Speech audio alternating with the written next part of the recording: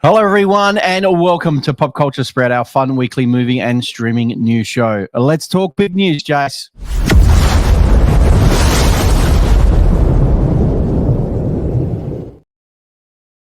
Oh, the love or hate Nicolas Cage, but let's talk a bit of Spider Man Noir news. Nicolas Cage has been spotted on the set of the Prime Video series.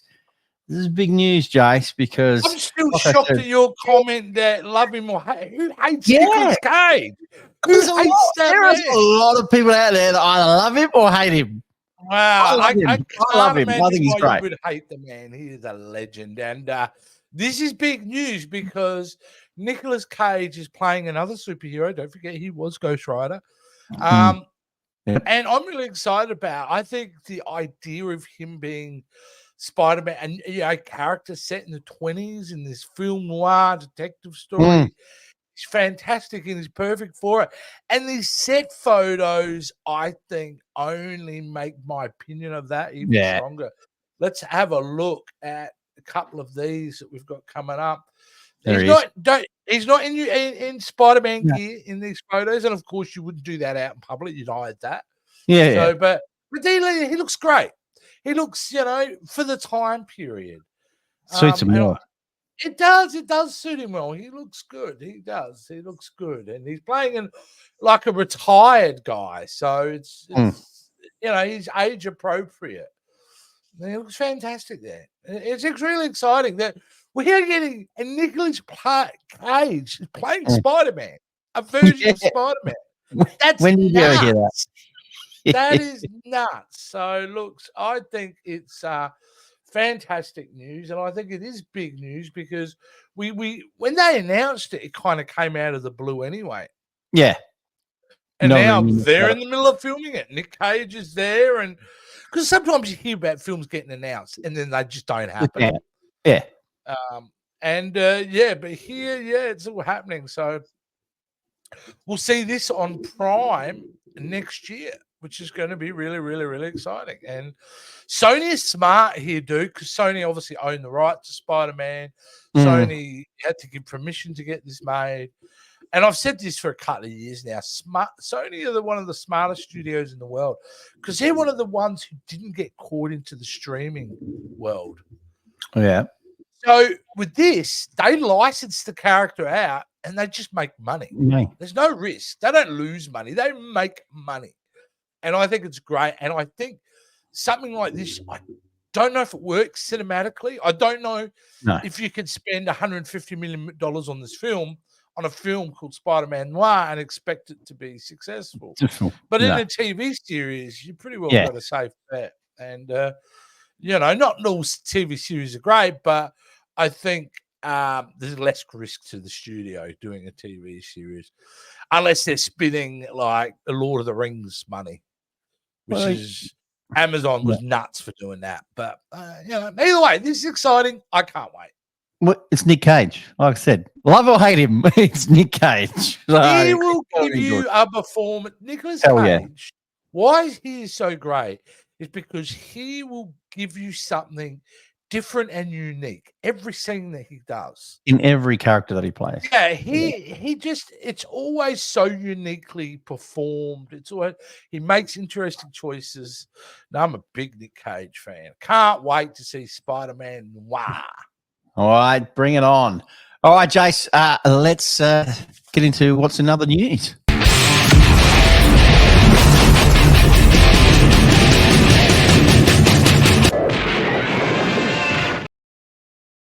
All right, mate, let's talk a bit of DC news, mate. We've got a bit of James Gunn news, which is exciting. James Gunn on Frank Grillo's complex role across the DC universe as Rick Flag Sr. DC Studios president James Gunn spills details on Frank Grillo's complex role as Rick Flag Sr. across multiple projects. This is really great. Frank Grillo, as we know, he was in the Captain America films playing, what was his name? What was his character's name? Mr. Marvel? Come on, let me know. What's his name? He played Crossbones. Right. And Rick, you should have been quicker than that, buddy. Crossbones. And he he had little bits in it, but he wasn't really kind of fleshed out. Here, what James Gunn has done has given him such a meaty role, who's across everything. Not only is he in this Creature Commandos, he's in Superman.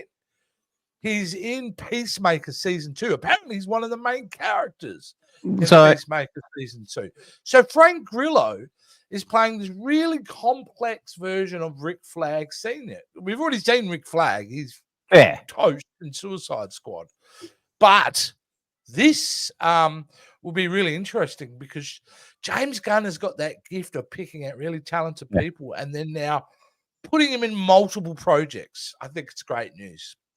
I think it's exciting. I'm really looking forward to the Creature Commandos. I just think that's just going to be probably the best out of the lot, I reckon, for me.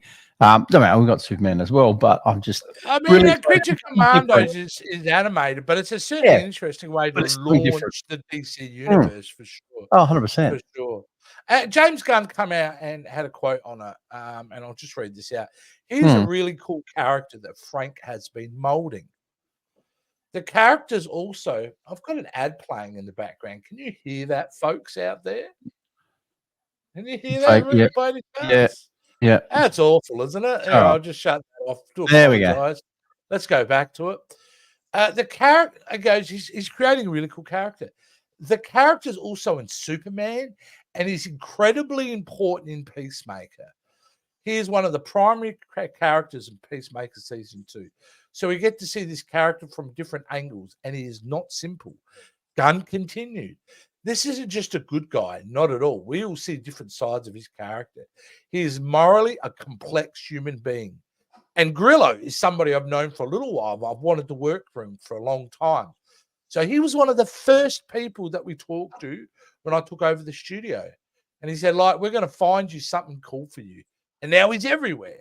Wow. So I think it's wonderful. I think this is great. Frank Grillo, I'm a fan of. He does mostly B-grade movies. Straight to action. Straight to streaming action films. So to see him get a big role. Very underrated as an actor. Oh, yeah. Sure. Oh, he was great at Crossbones in the Captain America films. He really was. So, I mean, look, we all trust James Gunn. He's done well, so he knows what he's talking about. And we have no reason not to trust him at this point. Correct. He's picked him for a reason. So, mate, looking forward to it for sure. All right, Jason, let's move on to some more DC news. Joker 2. This is not good. This is the director you shouldn't trust. No.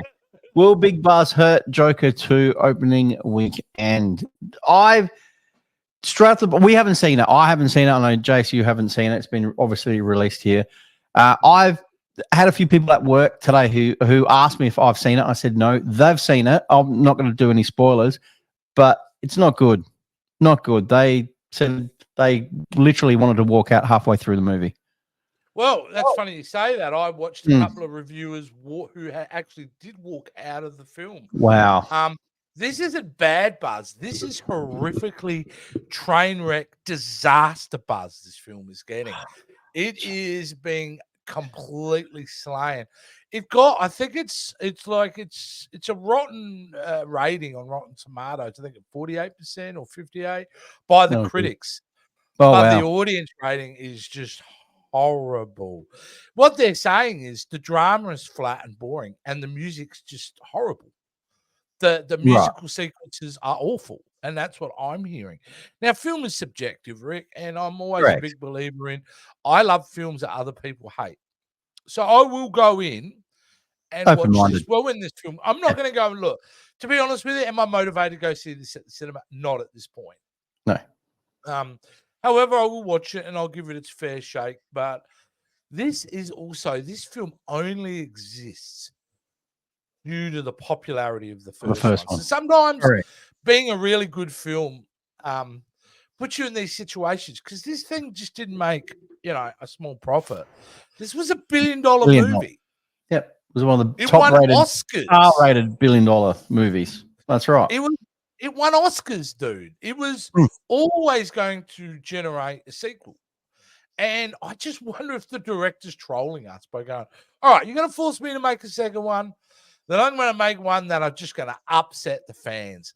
And there's part of me that thinks there's an element to that. There is an element that the director in his own subversive way is trying to ruin, this is ever being a franchise. And he has come out and said, I'm done. I'm not. Well, he said he didn't want to do a second one. He said the first one was it, and it's a masterpiece. The first one is just phenomenal. It was done right, and he said there was only one story, and that's how it ends, and that's it. But clearly, Warner Brothers say, "Shit, you've made billions of dollars for us. We're money hungry. We want more." It's interesting though, Rick, because they've obviously gone. What I've heard about it, and this might be a little bit spoilery, so please, I don't think it is any twist, but the film starts off, it's kind of destroyed as the film starts, it destroys the arc of the first film for that character. Right. So he's coming right back to square one again. So, and then, it's a courtroom drama and all that kind of thing. So I think he wanted to do something different, but really the film here, what it should have been, Rick, it should have been him building his empire. The first movie was about the emergence of Joker. The second film should have been him completely terrorizing the city, building his empire, meets Harley Quinn, they fall in love. But apparently it's not. It's very different. It is sad. It's also the kind of thing where studios need to learn that there was always just supposed to be one film, Joker. That's it. That was it. Yeah, for a movie nobody asked for an origin nobody wanted to see on film, and they pulled off a miracle. So, again, like, if you're playing blackjack, right, and you got a hand of 17, you're not going to hit, right?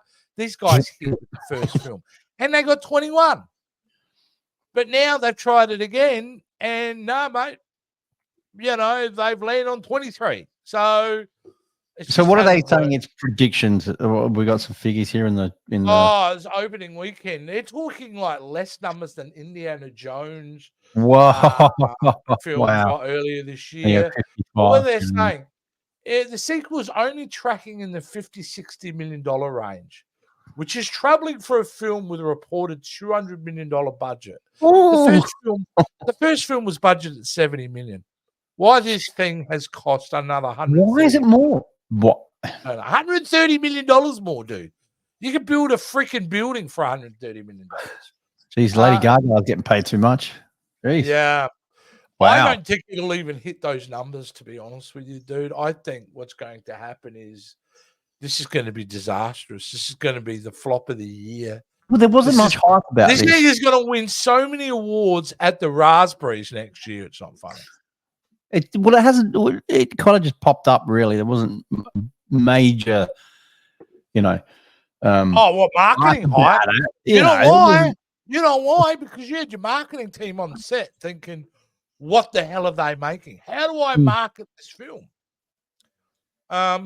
So it's not good. It is not good, and it's a shame because he was so good in the role as Arthur Fleck. But there you go. They've decided to try to dip into the cash cow again, and then they'll lose money. Well, then that's just how it always is with these big corporations. They don't think out to the fans and listen to them, and Well, they think in very simple methods. Oh, this is a comic book, therefore there are lots of stories, therefore it has to be sequelized and things like that. No. And you know who's also been very quiet about it? James Gunn and Peter Safran. Their names. Everyone's got to abandon this. They're just going to hope, Rick, in a couple of weeks, people have forgotten about this film. Yeah. Like, that is literally. But yeah, I've seen multiple influencers and reviews online. Nobody has said a positive thing about this movie yet. I've heard something about I don't know about that, but the end. A lot of people really hating on the end. Yes, I heard that too, but I don't know either. I don't know what that's about. I don't know if that's something to do if you're a comic book fan or what, but it will be interesting. But look, I will go check it out. Definitely, we'll Yeah. Have a look. Yeah. Anyway. I don't know if it's getting my theatre No. dollars. I'll be honest with you. No. All right, mate. Let's get into the next story, buddy. We're going to do a bit of. Did you ever watch Sherlock? I did. I actually watched this series. I thoroughly enjoyed it, and I watched the other Sherlock series as well. I just really dig them, but this one was really, really good. And we're talking about good, wasn't it? Yeah, Sherlock producer says the series starring Benedict Cumberbatch could return to Baker Street in a new film. This is really cool. Well, the original series ran from 2010 to 2017 and over 3 seasons. So they paced themselves and they were short seasons but was next level. Like Benedict Cumberbatch, the reason he's Doctor Strange, the reason he's in all these films is based on his performance as Sherlock Holmes. Let's be honest with you. Yeah, because he was brilliant. And the fact that the idea of having them do a movie works really well for these characters, because Sherlock Holmes, when I was a kid and I imagined Sherlock Holmes, I never imagined him as a young man. I always thought he was a guy in his 50s, early 60s. So these guys can play these characters from that age group, right? They can be in their 50s and 60s and still do these characters. I personally, for one, would freaking love to see a Sherlock film. Hell yeah. And I think between these two actors, Martin Freeman. Martin Freeman, you could probably get a $15-20 million budget. That's all you need for a film like that. And make a really great theatrical Sherlock Holmes movie. Look, there's nothing happening in that space at the moment. Robert Downey's proposed Sherlock Holmes threequel. It doesn't seem to be happening. So let's give these guys a run at the dice, because every episode of Sherlock was amazing. A good show. Yeah. Is it still on? Is it on any of the streaming? I would assume you'd find it on a BBC platform or something like that. I'm sure it's still around. But look, just first class writing. They really adapted the book so well and set it obviously in a modern kind of time and stuff like that. So I want to see the film. This should be getting made, and I'd be. I know it says in the article, it's all about scheduling and timing and things like that. And that could be an issue, but it doesn't have to be released next week. Maybe the next couple of years you line up the schedules, and let's get a Sherlock film happening. Come on, people, make it happen. Something different on the big screen for sure. Make it happen. Make it happen. Listen, they're watching now, Chase. They go, we're going to make it happen. Yeah, absolutely. I love it. All right, Jace, before we get into the train wreck of the week, I just want to remind the guys out there to hit that like and subscribe button for us, and also hit that notification bell so you know when our videos are uploaded. And also, guys, you can hear us on audio podcast on Spotify, Apple, Amazon, and where all good podcasts are found. All right, Jace, let's get into the train wreck of the week.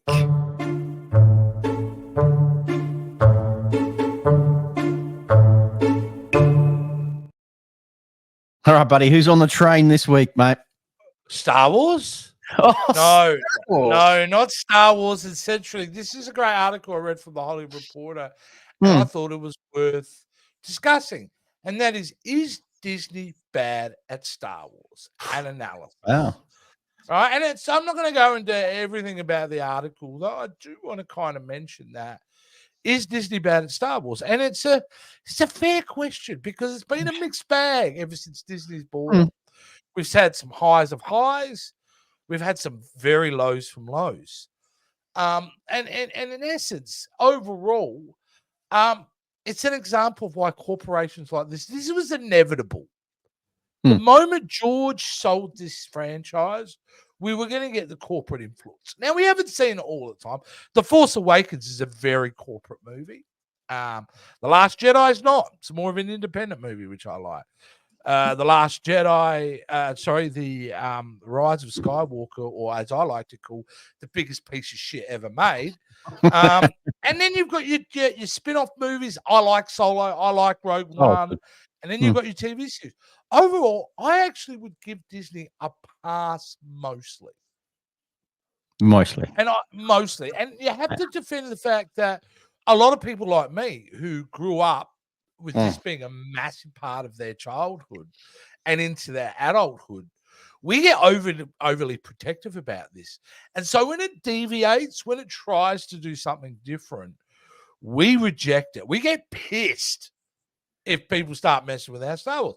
Hence, you see, some horrible material, because what they're trying to do, and they have to do, but they're awful at, is trying to create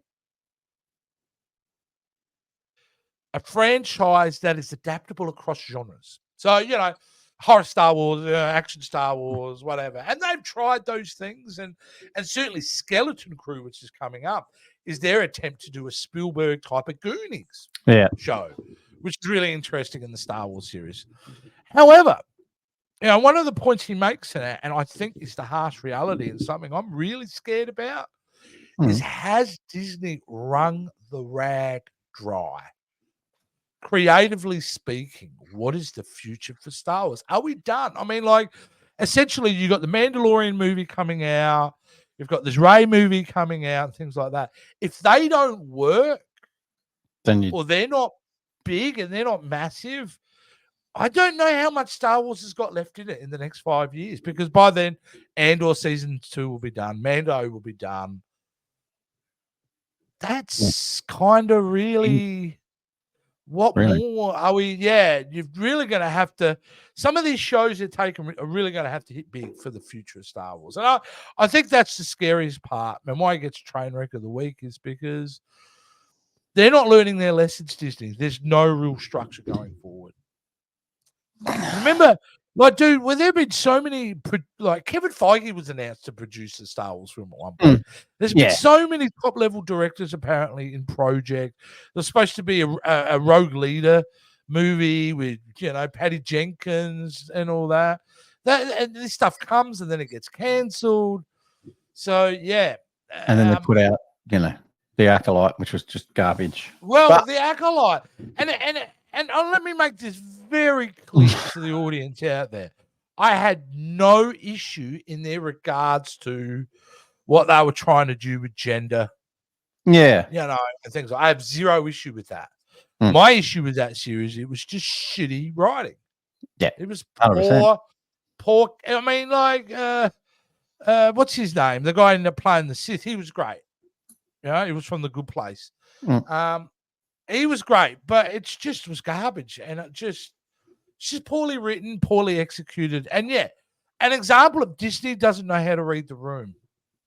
So what they're trying, Rick, that's an attempt to try to grab the young, more hardcore lefties and things like young people anyway, who are generally liberal in their mindsets. They're trying to grab them, but they misfired. They're trying to get an audience that doesn't give a shit about Star Wars. Because Generation the Z and Generation Alpha that are coming up, they have no real attachment to this franchise. This franchise is 50 years old. This is like coming to me in the 70s and going, Wizard of Oz, right? Let's get it. Yeah, Wizard of Oz. You love Wizard of Oz. I couldn't give two shits about Wizard of Oz. Because that's when you think about it, dude, that's the time gap at this point. Yeah. What Wizard of Oz time-wise, as old as that was to me when I was a kid, that's kind of the same as Star Wars to now. It's the same kind of time period. So, I do think the franchise has probably got 5 to 10 years before I think it might go away for a while. Or do they go away now? After the, Mando movie and all that? Maybe. And have I would suggest Mando could be open to sequels if it's a massive hit. Or they just come out with something, Well, I think the attempt with the Mando Grogu movie is to do the Thrawn trilogy. Because we got Grand Admiral Thrawn now, who's just returned to the Star Wars universe. If you're watching Ahsoka. So it's all coming to a thing where we got a brand new big bad blue villain who's going to F with the galaxy. But then what happens to those other shows, TV shows? Do we still get season 2, 3 of, all the other shows? No, maybe not. They start funneling them into the movies. Maybe that's where they do less TV series. You know what I mean? I still think they need to recast Luke. I think you've got Alden Ehrenreich as Han. you cast somebody for a Leia and just recast the characters, and let's get a TV series of Luke, Han, and Leia, and Chewie, R2D2, and C3PO set in between Star Wars and Empire Strikes Back, and let them see, because that was a good 2-3 years between Star Wars and Empire Strikes. They went on plenty of adventures, which is well written. Bring the old school legacy characters back in a new series. And just recast them. It's time. Big call. It's a big call. It's time. Well, I mean, the Star Wars fanboys out pretty strong and passionate about it. What are you going to do? Has anyone seen how Mark Hamill looks lately? Yeah, exactly. Yeah, no. Like, you're not going down that pathway. Just recut. I think the audience would accept it. I think my generation would go, yeah, of course, it makes sense. And the fact of the matter is, if you're going to do stories from that time period, then of course I'm going to be okay with it. Yeah. As long as it's written good and done well. Yeah. But the train wreck is when will the studios learn that sometimes, like, making so much content doesn't always just equal success. Yeah. And don't just put the name because it's Star Wars and make so much of it. Yeah. Really well, Jace. There you go. All right, Jace, that wraps it up for us for this week. We've covered some good stories this week, which is great. Guys, if you want to see, obviously, myself and Jace every week here on Pop Culture Spread, talking about news and streaming and everything else, then you can catch us here every week. And also check out our back catalogue. We have a ton of videos out there to check out as well. Jace, is there anything else the guys can catch you as well? Yes, please, if you could do us a favor. I've kind of been flirting around with VHS Jace YouTube channel, where I'm just watching strange bits and pieces, putting out clips and all that. If you come over there and support me there, you can also find me on the Captain's Quadrant every week and over in the Jason Roy Gaston channel. I'm a busy guy, Rick, but most importantly, you can find me here every week. Awesome. All right, guys, we'll see you all next week. Bye for now. See ya. Thanks for watching. If you could do us a massive favor and hit that like, subscribe, and notification bell. Also, come and check out us on all our social media accounts and keep up to date. And if you're looking for some clothing, you're needing some merch, we've got you covered at the Pop Culture Spread store.